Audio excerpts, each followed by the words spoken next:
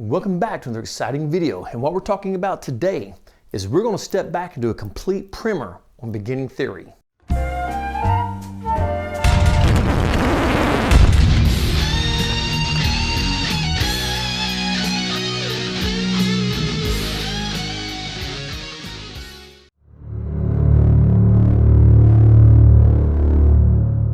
So what do I mean by a primer on beginning theory? Well, that's easy. I started off with the other video with doing chord structure and so on. And I thought, you know what, maybe we need to step back and go over some really basic theory stuff you need to know in order to be able to grow in the language of theory.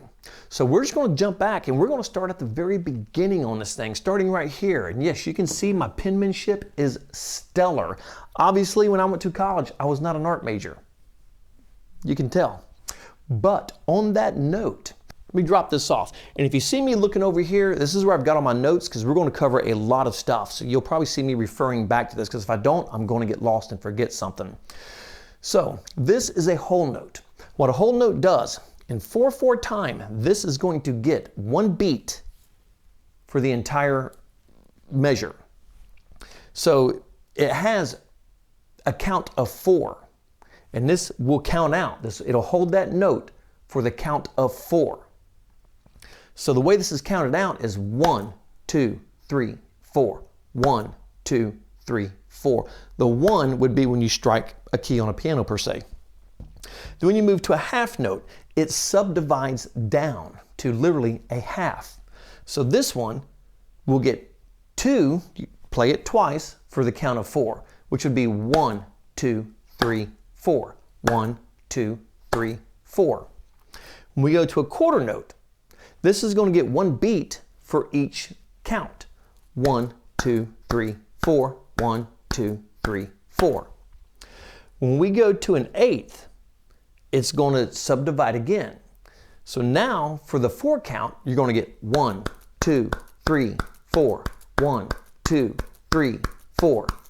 And so on and so on. When you get to a 16th to a 32nd, you just keep subdividing it in half. You keep going in half. Now there is something called this. If you take this quarter note and you put a dot on it,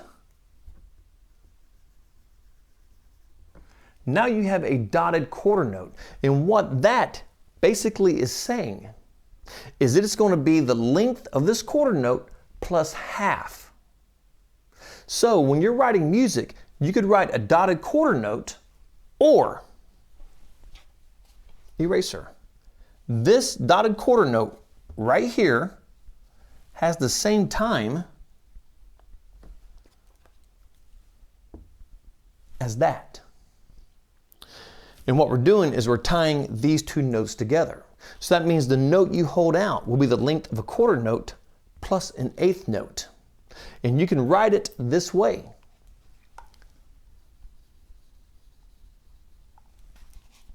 Or you can write it this way. And I'm going to explain why and when you write it the particular way that you do write that. So what I did put between here though, however, when I did this, that is called a tie. And what it's doing, like I said, is it's tying those two notes together and you hold the note for that particular duration. So if we did this half note and we tied it to this quarter note, now this would extend across 3 beats because this extends across all 4 beats. This extends across 2 beats. A quarter note extends across 1 beat. But when we tie these two together, now it's going to extend across 3 beats. So what we've basically done is we're just adding and subtracting a lot of these notes to get to what we want. This equals 1 beat.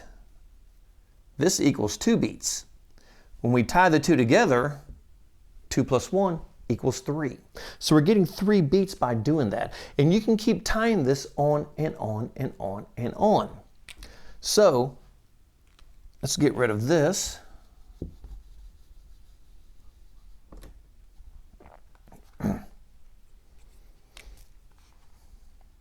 Let me get rid of my little marks right here. And yes, there's going to be a lot of editing done on this video on my little erasure marks.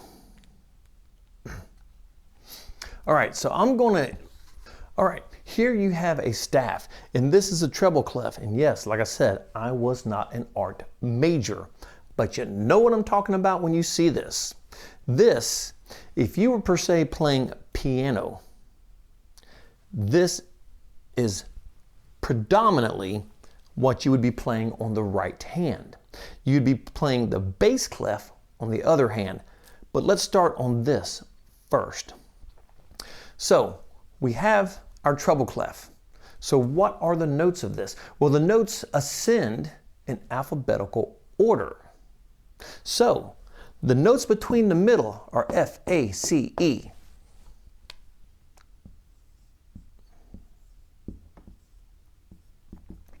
So the notes in the middle are face, F-A-C-E.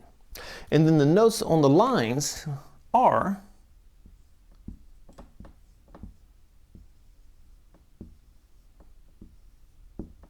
E, G, B, D, F.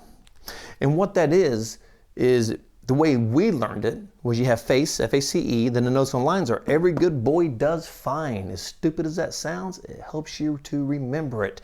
Every good boy does fine. But if you do notice, if we start here at the A, it does go A, B, C, D, E, F, G, A, B, C, D, E, F, G, and so on, and so on, and so on. So when we get down to here, you will have a line under this. And below that line, you will have a D right here. And on this line, this is where you will find middle C. And if you're taking piano lessons, a lot of times the teacher will say, find middle C, go to middle C. And when you're playing something on a piano, when you find middle C, everything above this line is played above middle C. You would not play this here to registers above middle C, because now all those notes would be up here on top of your standard scale. So this would be directly at middle C. And when I get my piano set back up, we will go over this again and kind of give you an idea of what I'm talking about. Anything below middle C is going to be on a piano, your left hand. Now, when you're playing guitar and the guitar notes are written, if you're actually looking at the notes, that's going to be written on the treble clef. For a bass guitar, it is going to be written on the bass clef. So, now that we know what the notes are, and of course the notes do not look like this, the notes are signified, of course, by whatever note it happens to be.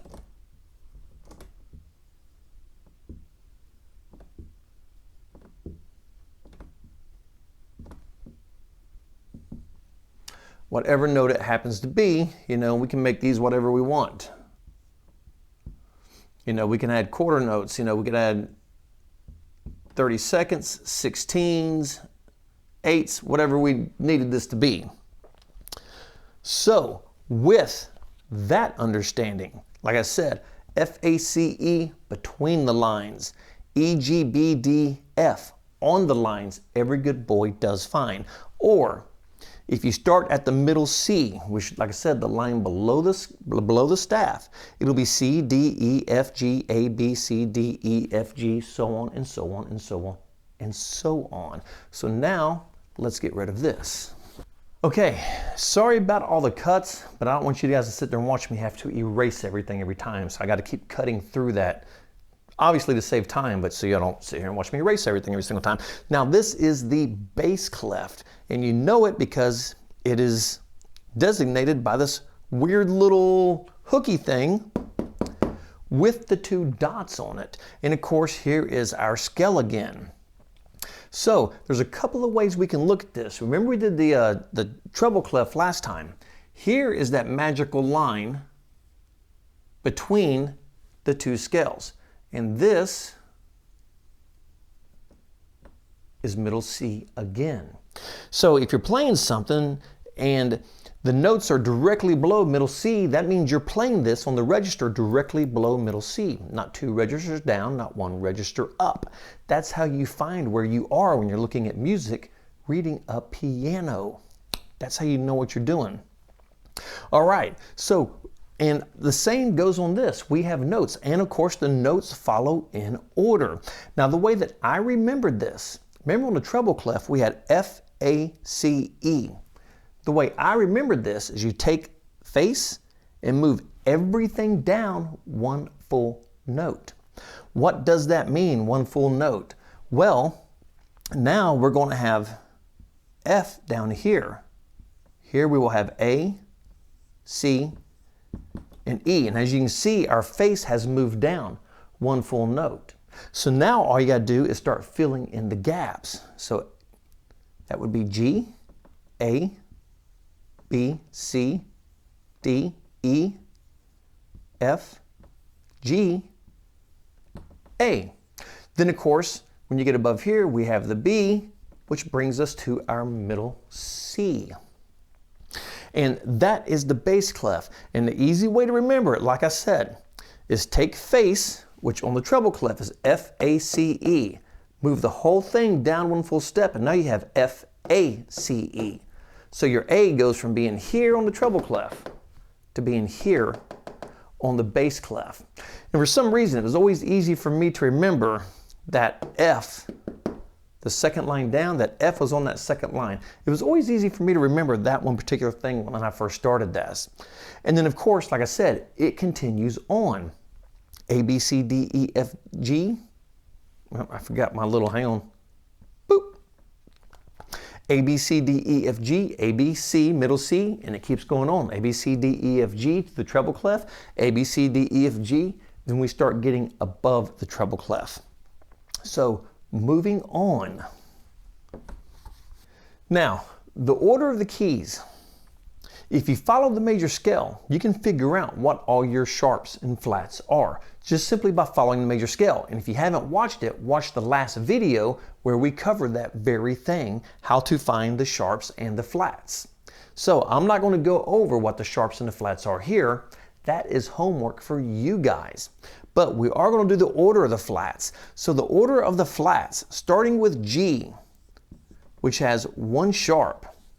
Then we go to D, two sharps. A, three sharps. E, four sharps. B, five sharps. Then we have F sharp, and that has six sharps. Then we have C sharp, and that has seven sharps. Now, if you remember the last video, I was talking about can we have a C flat, and I showed you how to do that. Well, the same thing happens here. In the key of F sharp, we actually have an E sharp. Even though if you look at a piano, there's no black key between E and F, but we cannot have an F and an F sharp, so that F automatically denotes to an E sharp. And the same thing happens here. When we get to C, we have this rule in place, but we also now, because we can't have a C and a C sharp, so now in this case, we will also have a B sharp. There's no black key between B and C. But if you follow the major scale, you cannot have a C and a C sharp. So it denotes the B into a C sharp. So this is the order of sharps. So now, the order of flats. The key of F has one flat. B flat has two flats. E flat has three. A flat has four. D flat has five. And now we're back in the G flat that I covered when we were talking about chord progressions in the last video. G flat has six. And then you have C flat, which has 7 flats in it. So these are the order of the flats. Let me put a line there so you can differentiate between the top and the bottom. And then of course, we just did the sharps and we did the flats. And those are the order of sharps and flats. But they all start right there. The key of C, which has no sharps, no flats. And then it branches on from there. Sorry, had to get a drink, a lot of talking. All right, so we've seen the order of the keys. And real quick, we're going to talk about enharmonic keys. What is an enharmonic key? Well, let me give you an example. If we have a music staff, and we're just going to make a very short one this time. And if we remember what our notes are, F, A, C, E, and we do a C right here, okay? We know it's a C. That is a C natural. But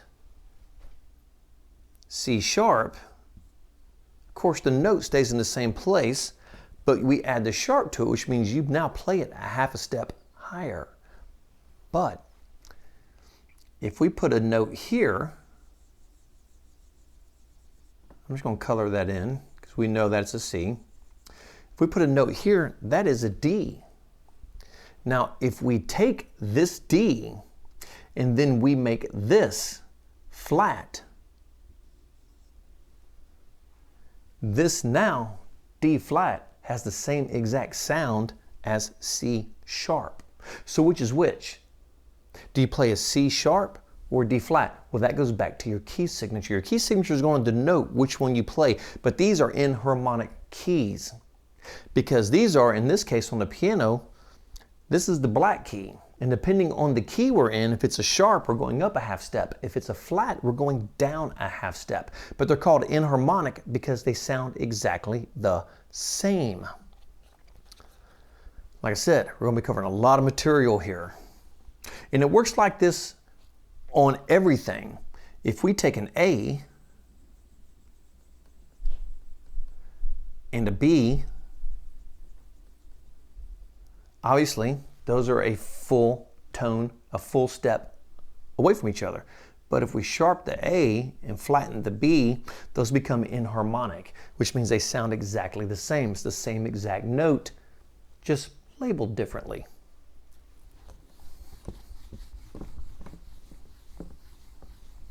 Kind of like you can take a set of twins, call one an idiot and one a moron. They're the same exact person, they're just labeled differently. Same thing.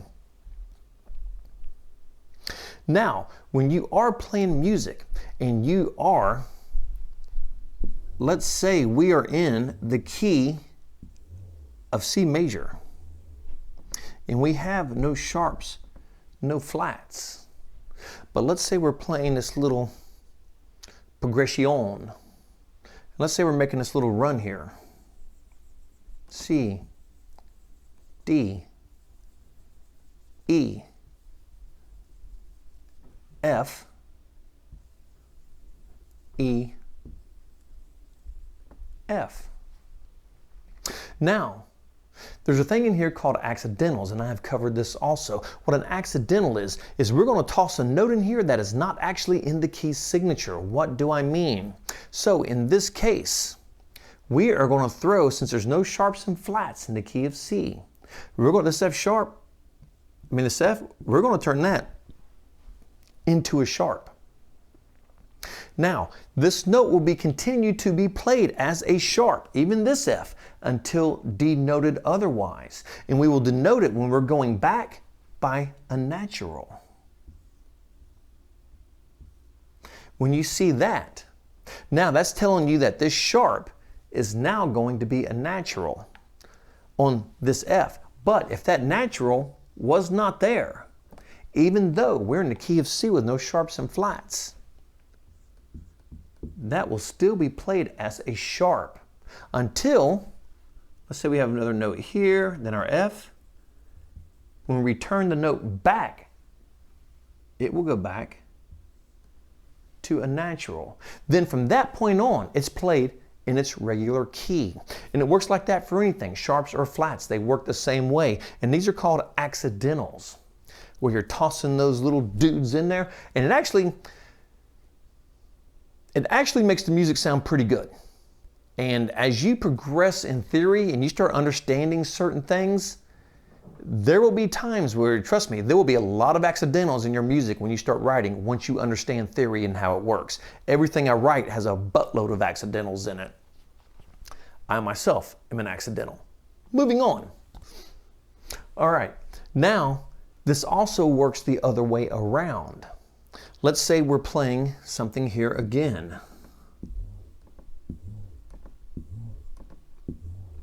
And let's say we're playing in the key of G, which has this F sharp right here. And let's say we're playing the same thing. We're doing a little chromatic run here.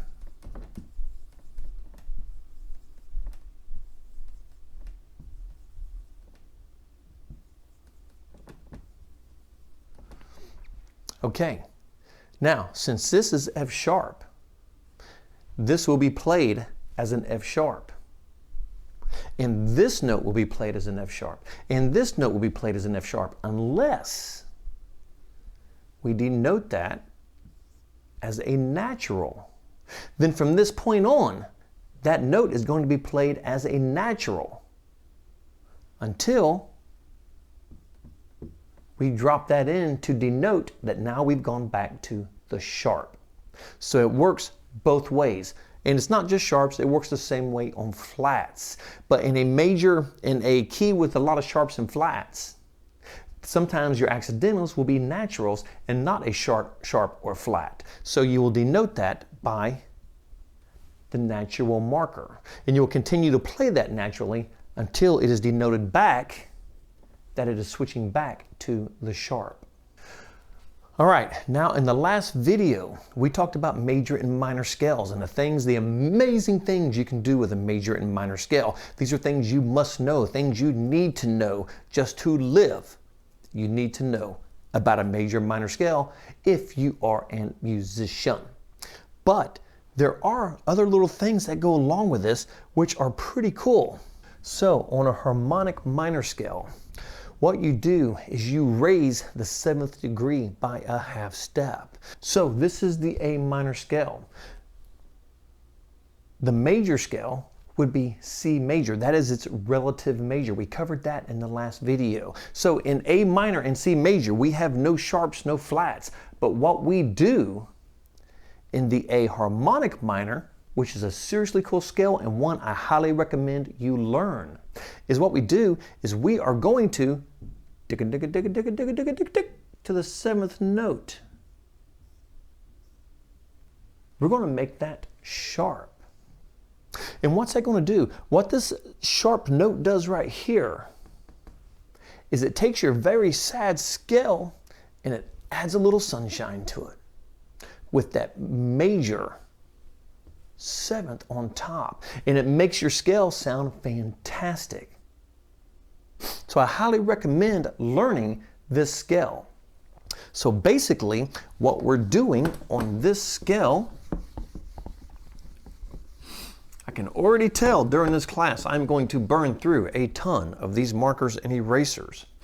So in this scale, in the minor scale, we got 1, 2, 3, 4, 5, 6, 7, 8. And this one is going to be our minor scale, the little m. If we do our big scale, our big M, major, this will be our major scale.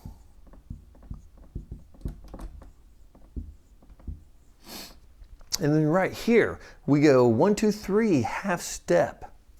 4, 5, 6, 7, 8, half step. This is our major minor scale. Whole step, half step, whole step, half step. I probably said too many whole steps in there. Sorry about the allergies, by the way. So if we count this to our 6th degree and we start counting, we have whole step, half step, whole step, half step. So now, well, I made that into an A, and actually that's just my little half step signature right there. So we have whole step, half step, whole step, half step. And then we got whole step, whole step, whole step, half step. So now we have our minor.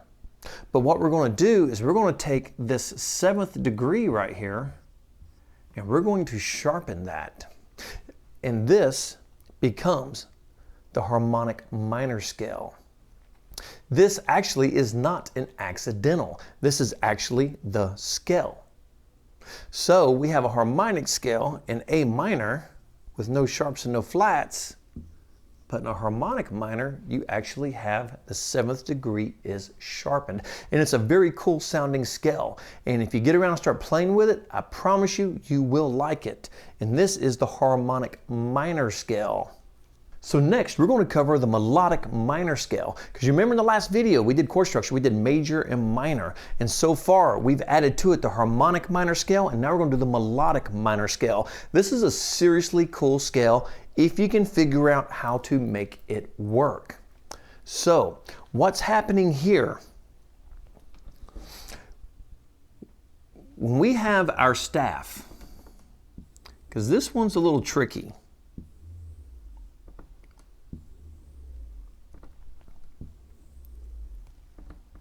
And we're going to start back again in A. I'm just going to draw circles. Save me the time of having to draw everything in all the time.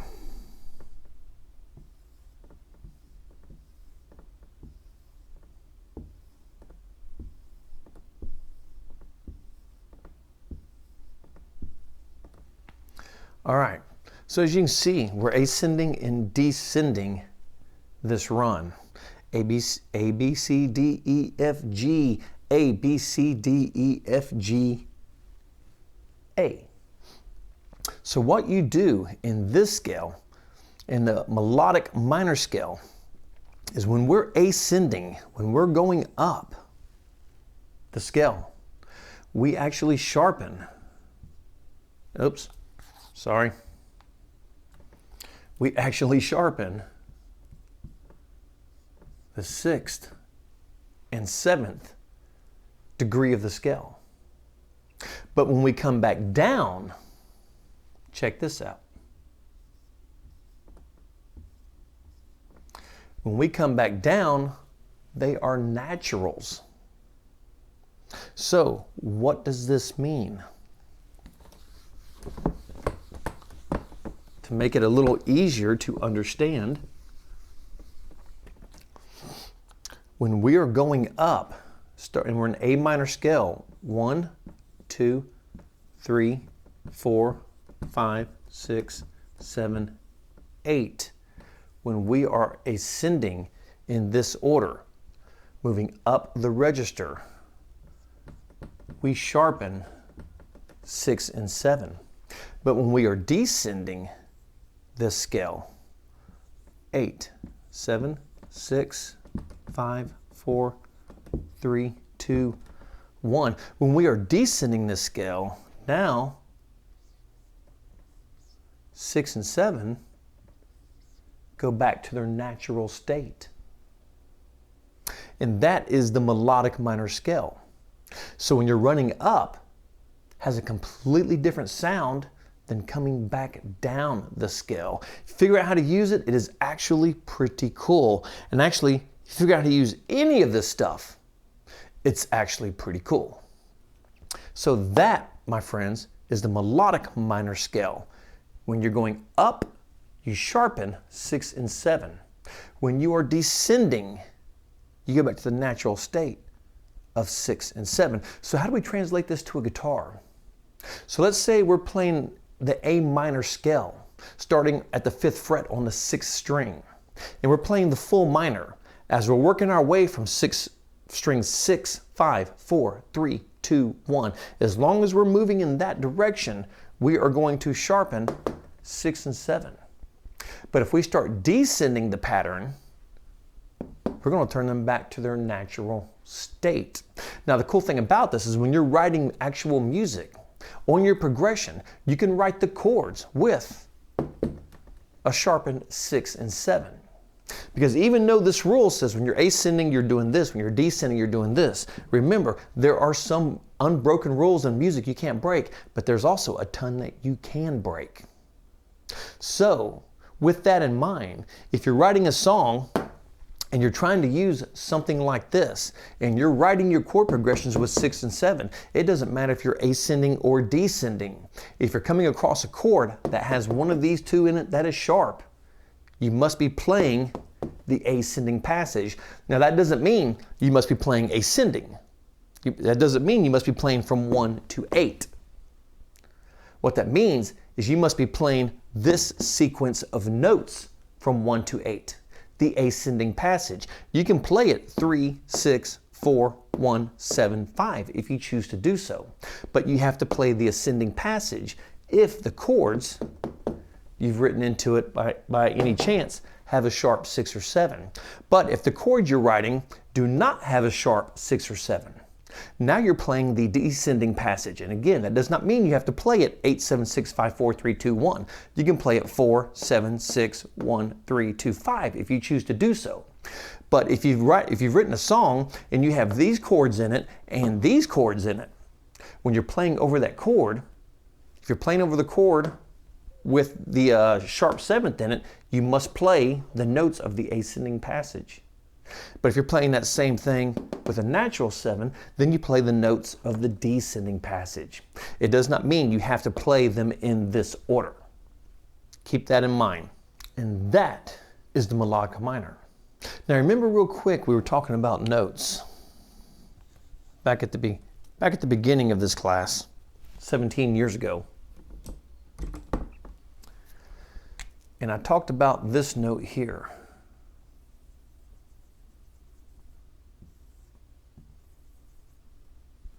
The dotted quarter note. This equals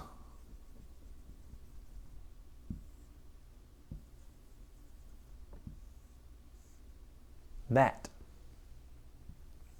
with a tie. So, but if you're writing music, as I said, I want to talk about this. When you're writing music on a staff, your staff has line breaks in it.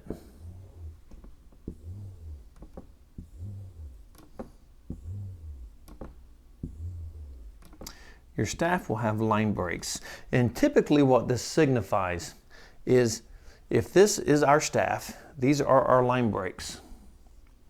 We're in a 4/4 key signature. That means there's 4 beats that can only be inside of one of these.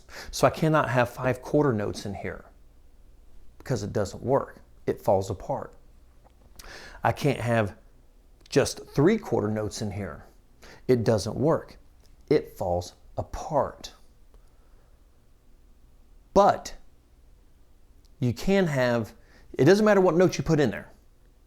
Somewhere inside here, it has to equal 4.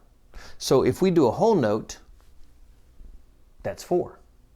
Because like I said, remember the count is 1, 2, 3, 4. 1, 2, 3, 4. So I can't put 2 whole notes in here because that does not work. Because you got to remember, we are running off of a 4/4 time signature. So I can put a whole note here and a whole note here. That works. That equals 4 and that equals 4 because that equals 4 beats. That whole note equals 4 beats. So I can do that across these 2 measures, which gives me a total of 8 beats.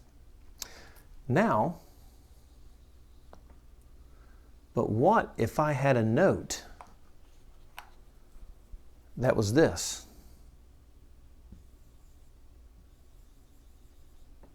A dotted whole note. If I had to hold that like that. Well, you can't do that. The reason you can't do that is because now I've extended more than 4 beats. Because if you remember, the whole note equals 4 beats.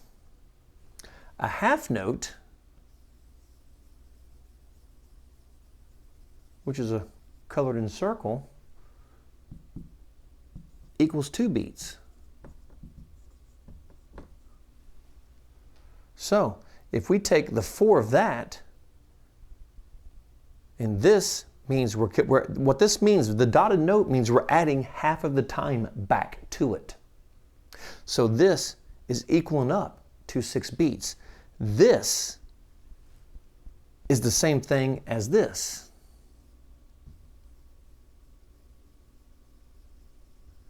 And we simply can't have that either, because now we got 6 beats on this side and 6 beats on this side. Because this whole note with that dot means you're adding half the value back. And half the value back would be a half note of 2 beats. So if you take your whole note, which equals 4 beats, your half note, which equals 2 beats, that gives you 6 beats. You cannot have 6 beats in the measure of a 4/4 time. It doesn't work that way. So, how do we solve this equation? And yes, I do say equation, because theory, like math, is a language unto itself. So how do we solve this equation? Well, we can't do this. What we can do, since we know that measure has 4 beats in it, and that equals 4 beats, we can't use a dotted whole note, because that's putting 6 beats in the measure. So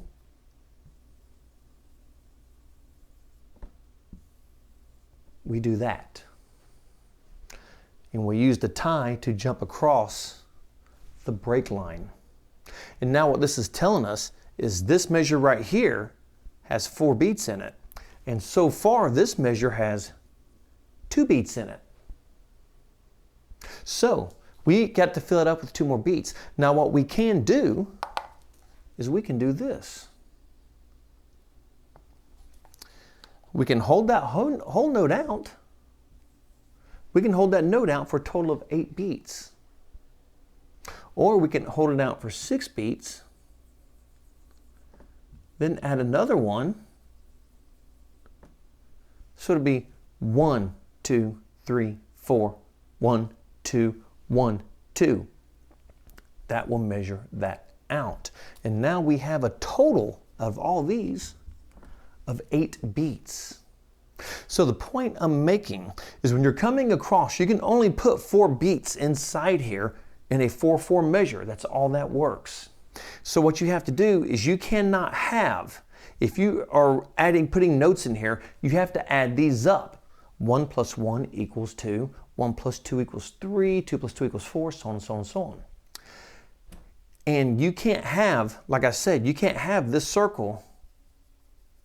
You can't have a dotted whole note in here because that's adding 6 beats to this. So we put a whole note on the other side of the break and we tie it together. And theoretically, if we wanted to, we could do this and just keep tying the notes together, and that equals out to 4 beats, 2 whole notes. So that means you would hit that C 1, 2, 3, 4, 1, 2, 3, 4, and hold it the entire time. And that's when you do fun stuff like that.